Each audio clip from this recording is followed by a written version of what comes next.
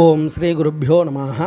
ஓம் come கணபதையே நமஹ. நம்ம ஸ்ரீநிகேதன் வலைதளம் வாயிலாக முருகப்பெருமானுடைய சஹஸ்ரநாமத்திலிருந்து தினம் ஒரு நாமாவளியை சிந்திக்கிறோம். இன்றைய தினம் 642வது நாமாவளியாக ஓம் போகவதே நமஹ.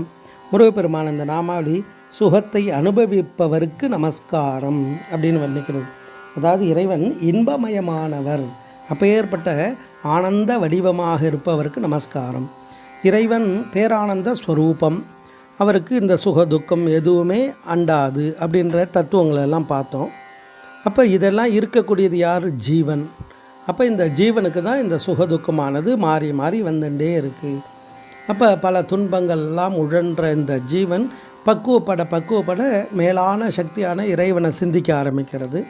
அப்போ அந்த இறைவனையே சதா தியானம் செய்ய ஞானம் பிரகாசிக்கும். அப்போ ஞானத்தின் மூலமாக எல்லா துன்பங்களிலிருந்தெல்லாம் விடுபட முடியும். அறிவால் அறிந்துணதிருதால் இறைஞ்சும் அடியார் இடைஞ்சல் களைவோனே என்றார் இல்லையா திருப்புகழில். அப்படி எல்லா துன்பங்களிலிருந்தெல்லாம் விடுபடுவதற்கு ஞானம் பிரகாசிக்குது. அதனால தான் அடியார்கள் எல்லாம் இறைவன் மீது அவ்வளோ பாடல்கள் புகழ்ந்து பாடுறா. அதில் பல இடங்களில் பார்த்தா நாயை உதாரணமாக கொடுத்துருப்பா. ஞாயிற்கடையாக கிடந்த அடியேற்கு தாயிற் சிறந்த தயாவான தத்துவனே, நாயேனையும் இங்கு ஒரு பொருளாக நயந்து வந்து நீயே நினைவின்றி ஆண்டு கொண்டாய். இப்படியெல்லாம் அடியார்கள் நாயை வர்ணிச்சிருக்கா. நாய் சிவிகை அப்படின்னா சொல்லுவாள். இதெல்லாம் என்ன அப்படின்னா, எல்லா உயிரும் ஒன்று தானே, இறைவன் படைப்பு தானே. அப்படின்னா ஒவ்வொரு உயிருக்கும் ஒவ்வொரு விதமான தனித்துவம் உண்டு. அதில் இந்த நாய்க்கு பல்வேறு விதமான நல்ல குணம் தீய குணம் இருக்கும். மனிதன் எல்லா உயிருக்குமே இருக்கக்கூடியது நன்மை தீமை. அதனால்தான் குணம் நாடி குற்றமும் நாடி அவற்றுள் மிகை நாடி மிக்க கொள்ளல்ன்றார் வள்ளுவ பெருந்தகை. அப்படி எல்லா உயிர்லேயும் குறை நிறை இருந்தே தீரும். அது எந்த உயிராக இருந்தால், மனிதன் மட்டும் இல்லை, எல்லா உயிருக்குமே. அப்போ இந்த நாய்கிட்ட இருக்கக்கூடிய பல குணங்களில் பார்த்தோம் அப்படின்னா, அது திடீர்னு ஏதாவது ஒரு பொருள் கிடச்சுன்னா அதை எடுத்து கடிக்கும். அது எலும்பாக இருந்ததுன்னா அதை இன்னும் நிறைய கடிக்க என்ன ஆகும்னா, அது குத்தி அதனுடைய வாயிலேருந்தே ரத்தம் வர ஆரம்பிச்சிடும்.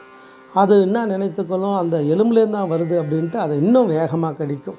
அதால் பல துன்பங்கள். ஒரு பொருளை சாப்பிடும், அது வேண்டானாலும் திருப்பி அது ஒத்துக்காது உடம்புக்கு, திருப்பியும் அதையே சாப்பிடும்.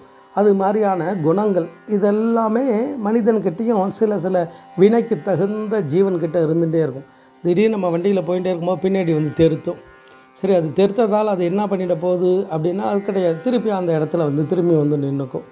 அது மாதிரியான சில குணங்கள். நம்ம இதை செய்கிறதால என்ன பலன் அப்படின்னா சிந்திக்கக்கூடிய ஆற்றல் அதுக்கு சில நேரங்களில் குறைஞ்சிடும். அது மாதிரி மனிதனுடைய குணங்கள் பல நேரங்களில் தடுமாறும். அப்போ அந்த தடுமாறும் பொழுது தான் அந்த நாயை உதாரணமாக சொல்லி, அது மாதிரி நான் இருக்கக்கூடிய இந்த பிறப்பானது உன்னுடைய அருளால் இந்த துன்பங்கள் எல்லாம் போகணும், நானும் உன்னை போல எல்லா ஆனந்தத்தோடு இருக்கணும் அப்படின்றதெல்லாம் ஞானிகள் தன்னுடைய உள்ளத்தால் விரும்பி பாடியிருக்கா. திருப்புகழில் அழகாக சொல்லுவார், பாழ் வினையால் உழல் நாயன் உன் இடத்து தாழ் பெற ஞான சதாசிவ அன்பு தாராயின்வர். சதாசிவ அன்பு, சதாசிவம், சிவம்னாலே அன்பு. அப்பேற்பட்ட அந்த சதாசிவ அன்பு தாராயின்றார். ஏன்னா நான் எப்படி இருக்கேன்னா, பாழ் வினையால் உழல் நாயன், அந்த வினையால் திருப்பி எடுத்துகிட்டே இருக்கேன் பல துன்பம். அப்பேற்பட்ட இந்த நிலையிலிருந்து மாறுவதற்கு எது தேவைன்னா ஞான சதாசிவ அன்பு, அது இருந்தால் போகிறோம், அதை நீ கொடுப்பா அப்படின்னு கேட்குறார். அதை தான் இந்த நாமாவளி இறைவன் பேரானந்தம். அப்போ அந்த ஆனந்தம் உடையவங்கிட்ட தான் அந்த ஆனந்தத்தை கேட்க முடியும். ஒரு பொருள் இருக்குது அப்படின்னா தான் அந்த பொருளை அவகிட்டேருந்து கேட்க முடியும். இல்லாதவகிட்ட கேட்கறதுன்றது அவளுக்கும் வருத்தத்தை கொடுத்துரும், நமக்கும் வருத்தத்தை கொடுத்துரும். அப்போ அவர் எப்படி இருக்கார்னா, இன்பமே வடிவமாக இருக்கக்கூடியவர் குமார பரமேஸ்வரன். அதை தான் அந்த நாமாவளி அழகாக வர்ணிக்கிறது. ஓம் போகவதே நமஹ. ஸ்ரீ குருப்பியோ நமஹ. ஓம் சுப்ரமணியாய நமஹ.